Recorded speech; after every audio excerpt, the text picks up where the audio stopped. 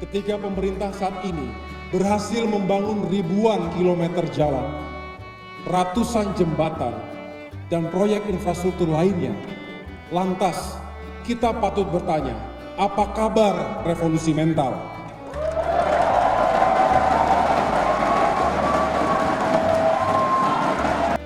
Dalam perjalanannya, nampaknya kurang mendapatkan perhatian kita semua. Kita larut dalam hiruk-pikuk pembangunan infrastruktur. Informasi terakhir, di luar Jawa sekarang sudah lebih banyak investasinya. 53%. Betul Pak Menteri ya, 53%. 53%. Dulu 70-30, kemudian menjadi lebih kecil-kecil, sekarang sudah lebih besar di luar Jawa. Saya kira ini sebuah informasi yang baik. Artinya infrastruktur yang kita bangun di luar Jawa itu betul-betul memberikan efek kepada investasi, pada pertumbuhan ekonomi di luar Jawa. Saya berikan contoh hilirisasi dan infrastruktur. Maluku Utara, ada yang dari Maluku Utara?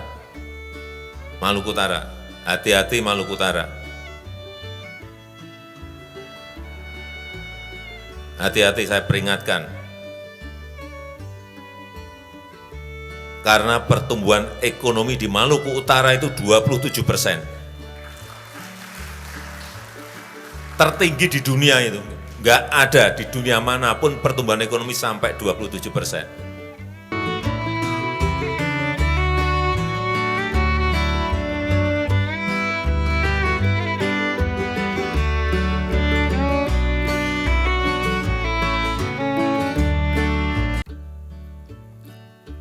Bismillahirrahmanirrahim.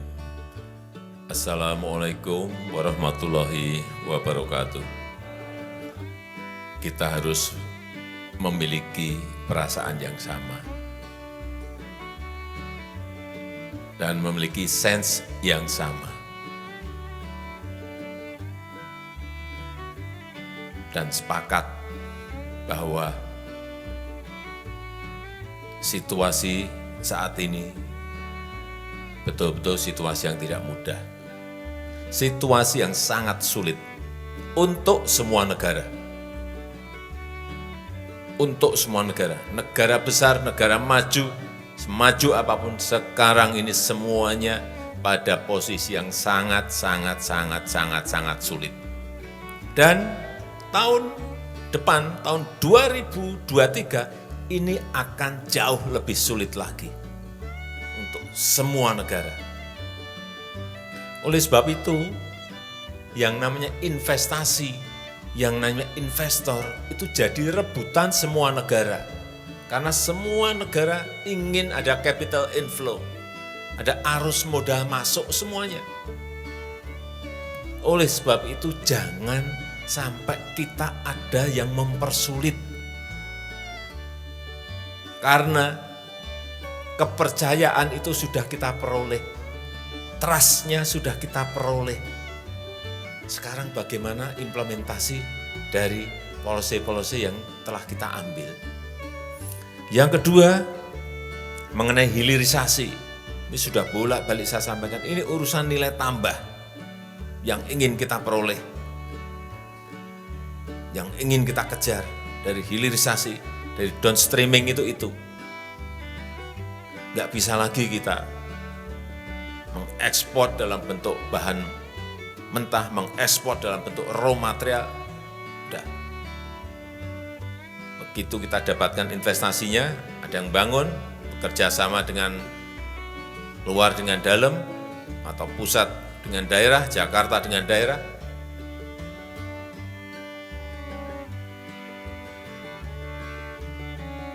Nilai tambah itu akan kita peroleh. Saya berikan contoh, ini bolak-balik saya berikan contoh itu, akan saya ulang-ulang terus. Nikel. Lihat, 7 tahun yang lalu, 5 tahun yang lalu, 4 tahun yang lalu, ekspor kita bahan mentah. Nilainya setahun hanya 1,1 miliar US dollar. 1,1. Artinya berapa itu? 1,1. 19 sampai 20-an triliun rupiah setahun. Karena yang kita ekspor raw material, yang kita ekspor bahan mentah. Begitu kita memiliki smelter, memiliki industri, dan turunannya 2021 ekspor kita sudah 20,8 miliar US dollar. Sudah 300 triliun lebih. Dari 20 triliun meloncat ke 300 triliun lebih. 18 kali lipat kita hitung nilai tambahnya. Sehingga neraca perdagangan kita sudah 29 bulan selalu surplus, yang sebelumnya selalu negatif, selalu defisit neraca kita. Berpuluh-puluh tahun kita. Baru 29 bulan yang lalu kita selalu surplus. Ini yang kita arah. Kalau ada negara lain yang menggugat, yaitu haknya negara lain menggugat karena memang terganggu. Setelah saya cek, kenapa sih Uni Eropa ini menggugat? Ya benar, karena industrinya ternyata banyak di sana. Kalau dikerjain di sini, artinya di sana akan ada pengangguran. Di sana akan ada pabrik yang tutup, di sana akan ada industri yang tutup. Tapi kan kita juga mau maju, kita ingin maju, negara kita ingin menjadi negara maju. Kita ingin membuka lapangan kerja. Kalau kita digugat saja, kita takut, mundur, nggak jadi, ya nggak akan kita menjadi negara maju. Terus saya sampaikan kepada Menteri, terus, Pak ini apakah? Terus. Tidak boleh berhenti. Tidak hanya berhenti di nikel, tapi terus yang lain. Investasi menjadi kunci.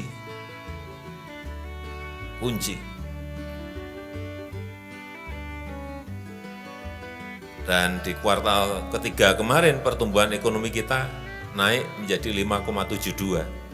Hati-hati, jangan sampai gara-gara investasi turun kemudian ketarik pertumbuhan ekonomi kita. Dan yang saya senang, informasi terakhir di luar Jawa sekarang sudah lebih banyak investasinya. 53%. Betul Pak Menteri ya, 53%. 53%. Dulu 70-30, kemudian menjadi lebih kecil-kecil, sekarang sudah lebih besar di luar Jawa. Saya kira ini sebuah informasi yang baik. Artinya infrastruktur yang kita bangun di luar Jawa itu betul-betul memberikan efek kepada investasi, pada pertumbuhan ekonomi di luar Jawa. Saya berikan contoh hilirisasi dan infrastruktur. Maluku Utara, ada yang dari Maluku Utara? Maluku Utara, hati-hati Maluku Utara. Hati-hati, saya peringatkan. Karena pertumbuhan ekonomi di Maluku Utara itu 27%. Tertinggi di dunia itu. Nggak ada di dunia manapun pertumbuhan ekonomi sampai 27%. Dan yang bagus lagi, saya cek waktu ke pasar di Ternate, saya cek pasar, kemudian saya cek ke BI, inflasinya hanya 3,3%. Kenapa saya peringatkan? Supaya yang benar ini terus dipertahankan di tingkat yang lebih baik lagi.